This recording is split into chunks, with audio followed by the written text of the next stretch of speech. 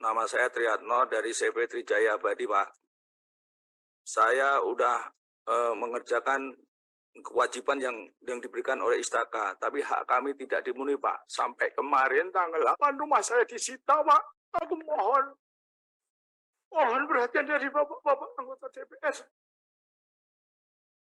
Bantu, Pak. Saya minta hak saya, Pak. Gara-gara saya kemarin tanggal 8, Pak, disita sama pengadilan, Pak.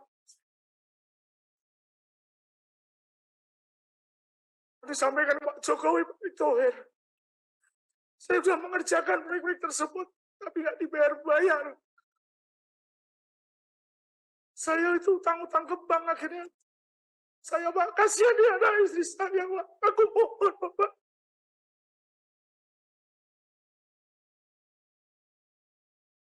Yang Bapak kerjakan proyeknya apa? Saya tahu setiap Pak juga. Bandara ya? Iya. Underpass di Tutmuti. Jangan di Cianjur, Pak. Saya sudah habis pikiran kenapa kok nggak dibayar sama pemerintah. Itu aja saya mohon, Pak.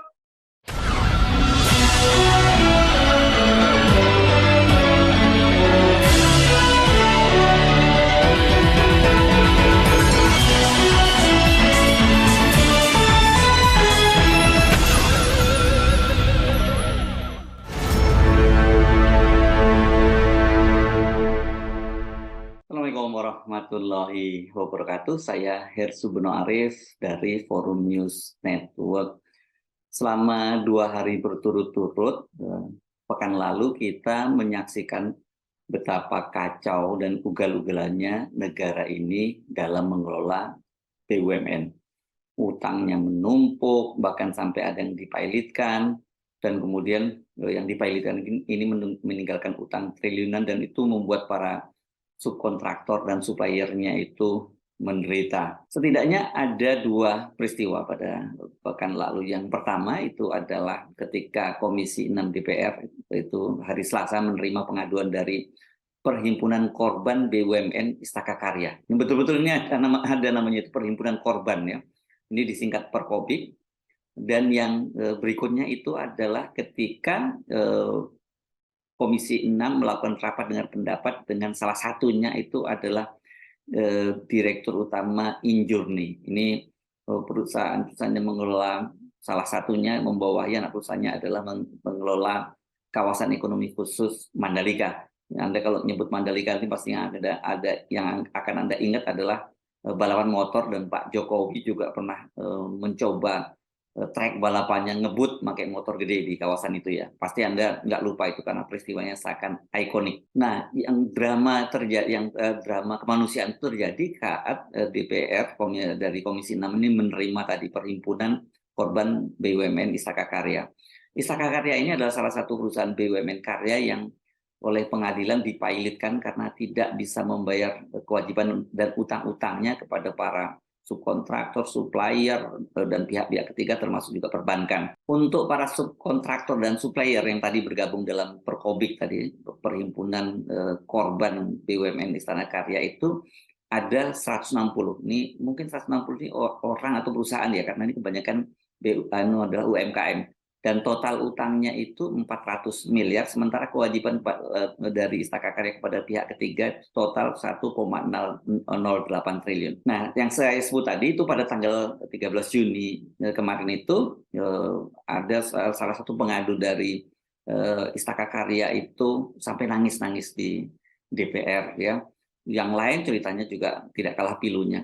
Karena yang kalau Anda tahu faktanya, kemudian Anda akan lebih ngenes lagi ya, karena kebanyakan anggota Perkobik itu adalah UMKM dan beberapa diantaranya itu adalah para penyandang disabilitas. Nama saya Triatno dari CP Trijaya Abadi, Pak. Saya udah mengerjakan kewajiban yang diberikan oleh Istaka, tapi hak kami tidak dipenuhi, Pak. Sampai kemarin tanggal 8 rumah saya disita, Pak. Aku mohon perhatian dari Bapak anggota DPR. Bantu, Pak. Saya minta hak saya, Pak. Gara-gara Saya kemarin tanggal 8 Pak disita sama pengadilan Pak. Disampaikan Pak Jokowi, Pak Erick Thohir. Saya sudah mengerjakan proyek-proyek tersebut, tapi nggak dibayar-bayar. Saya itu utang-utang ke bank akhirnya. Saya Pak, kasihan dia anak istri saya Pak. Aku mohon Pak.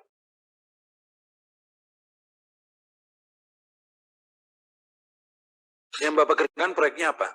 Saya tersedia Pak juga. Tol Bandara ya? Iya. Underpass di Cutmuti. Jangan di Cianjur Pak. Saya sudah habis pikiran kenapa kok nggak dibayar sama pemerintah. Itu aja saya mohon Pak. Terima kasih Pak. Nilainya berapa Pak waktu itu? Yang belum dibayar? 700 jutaan Pak. 700 700 juta. juta. Utang saya ke bank 300 awalnya itu Pak. Utang di bank 300. Kalau dibayar, pasti terbayar Pak. Bank apa Pak? BPR Pak. Oh, BPR. Tanggal 8 kemarin Pak, ini eksekusi Pak. Kasihanilah anak istri saya Pak. Aku mohon.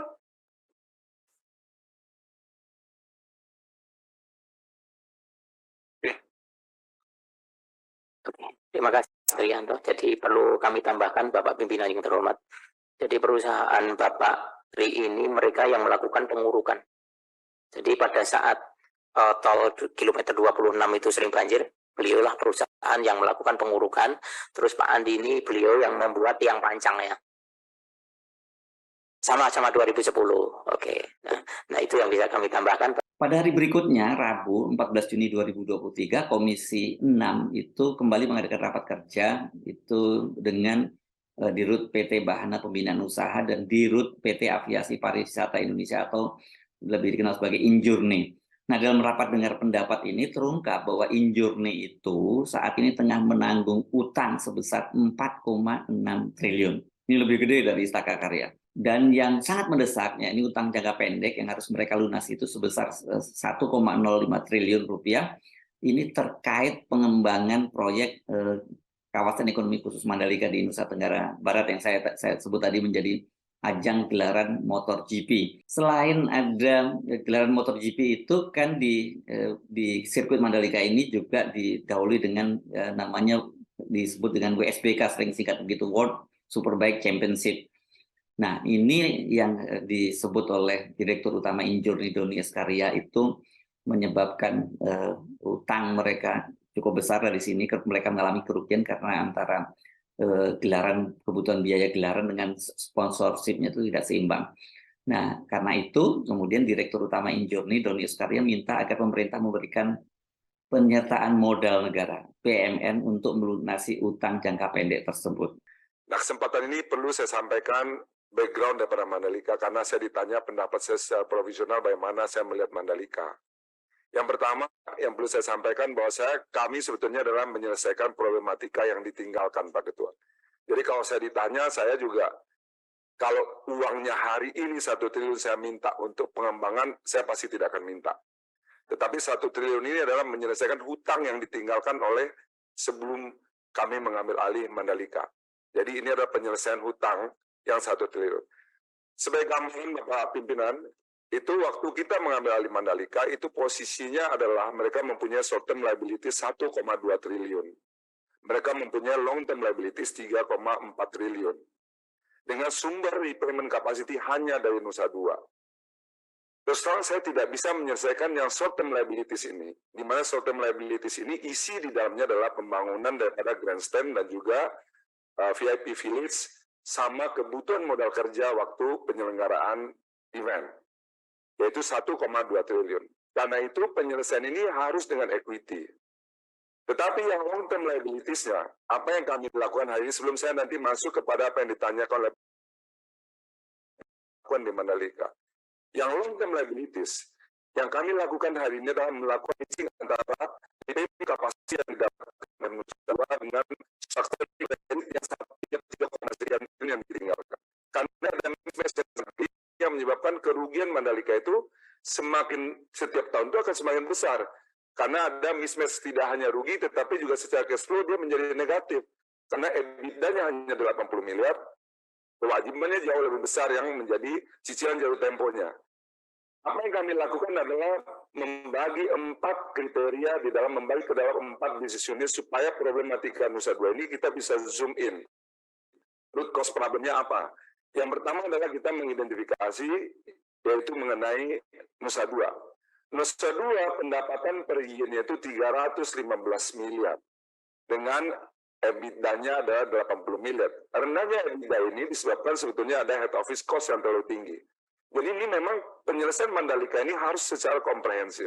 Kita menekan overhead cost-nya. Ini yang sedang kita lakukan, Bapak Pimpinan. Kita turunkan. Yang kedua adalah kita memiliki Mandalika sendiri. Mandalika ini, waktu dibangun itu dia heavy dengan investment infrastructure.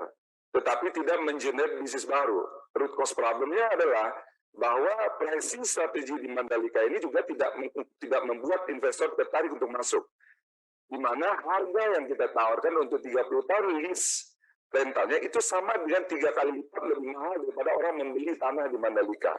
Sehingga persoalan ini mesti kita, kalau saya punya kesempatan tadi diminta oleh Pak Darmadi, sebetulnya saya ingin menjelaskan secara detail bagaimana sih problematika Mandalika dan apa yang harus kita lakukan untuk menyiapkan Mandalika. Ini yang pertama, kita zoom in yang si Mandalika. Mandalika ini problemnya adalah kita melakukan hutang terhadap pembangunan infrastruktur. Sehingga akibatnya apa? Muncul biaya depresiasi di dalamnya, dan muncul biaya cicilan di dalamnya, dan muncul biaya maintenance di dalamnya, yang mana investasi ini tidak memberikan revenue tambahan. Karena ada di locking dengan satu luda yang dilakukan dengan visi yang dimana seluruh aset besar kita luda dengan pihak lain, yang tidak mengenerate revenue. Jadi satu persatu kita mesti selesaikan problematikanya. Ini yang di Mandalika. Lalu apa yang kami lakukan untuk penyelesaian Mandalika adalah kita men-zoom lagi root cause problem di Mandalika ini pada MGPA, yaitu tadi yang sirkuit yang tadi ditanyakan oleh Bapak Ibu sekalian mengenai bagaimana opini saya mengenai race ini.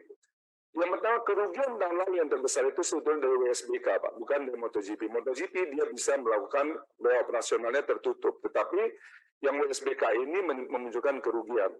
Sehingga apa yang kami lakukan adalah kami akan melakukan renegosiasi untuk menghilangkan WSBK ini. Sehingga nanti WSBK-nya akan turun, akan kita hilangkan sehingga tidak muncul biaya di dalam penyelenggaraan WSBK yang itu sebetulnya eventnya tidak menarik crowd dan tidak menarik juga sponsorship.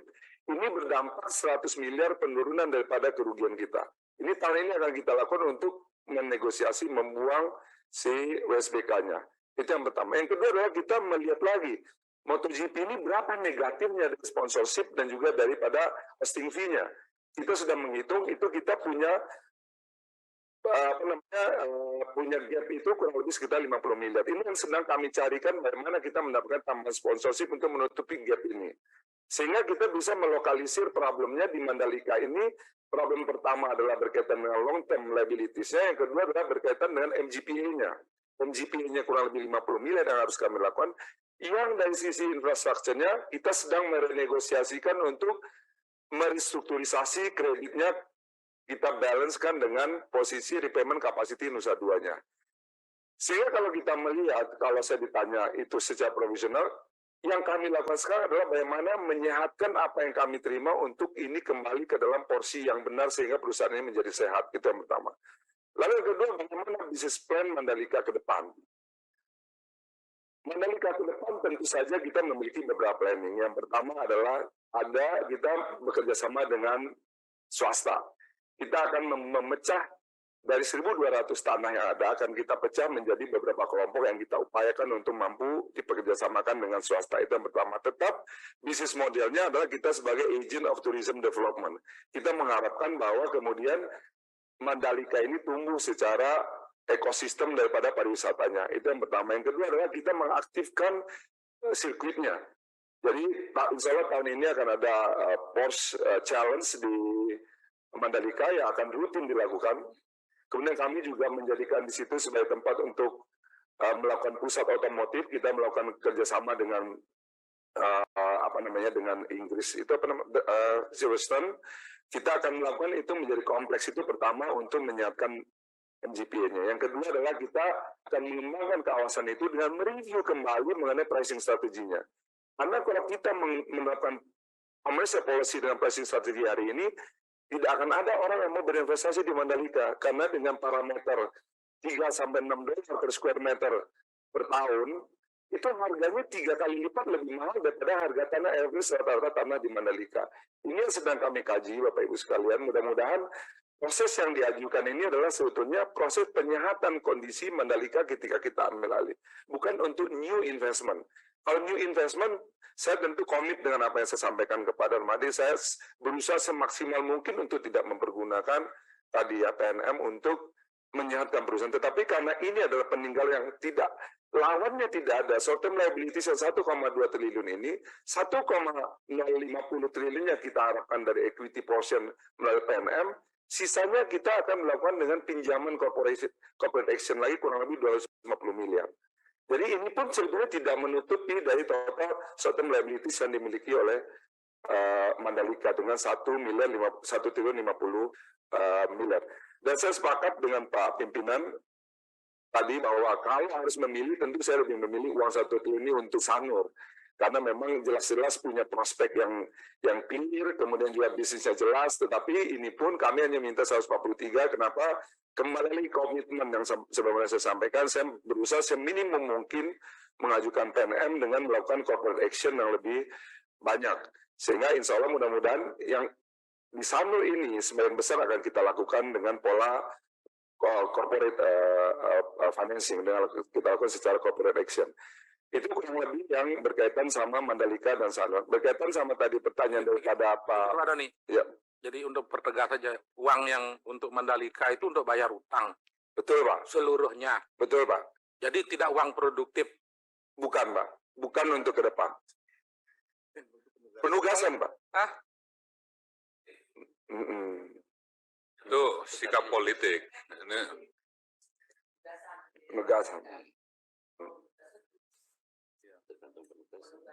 kalau nggak dibayar ya nanti vendor datang lagi sini baris nangis-nangis kayak kemarin gitu kan. Ngeri ya, itu baru kita simak dari 2 BUMN. Padahal seperti kita ketahui, dalam rapat kerja dengan Komisi 6 pada hari Kamis atau sehari berikutnya setelah diungkap adanya utang di Mandalika itu, pada hari Kamis 15 Juni ya, Menteri Negara BUMN Erick Thohir itu mengajukan penyertaan modal negara. Besarnya itu 57,96 triliun.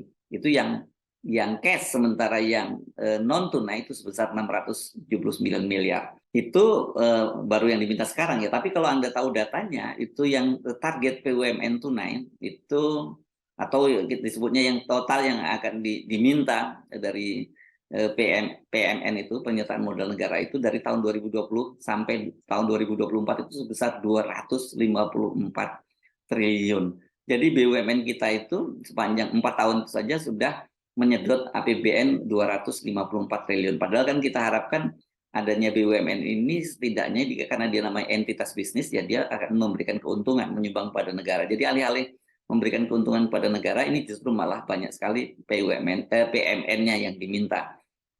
Ya, kalau kemudian ada PMN yang semuanya dari APBN, itu duit rakyat ya.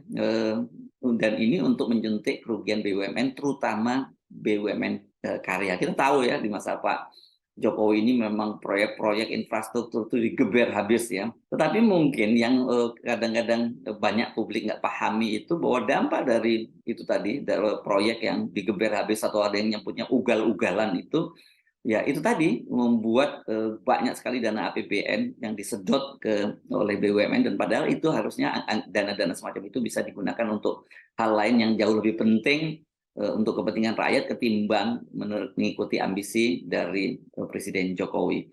Saya Subno Arif dari Forum News Network. Sampai jumpa lagi. Wassalamualaikum warahmatullahi wabarakatuh.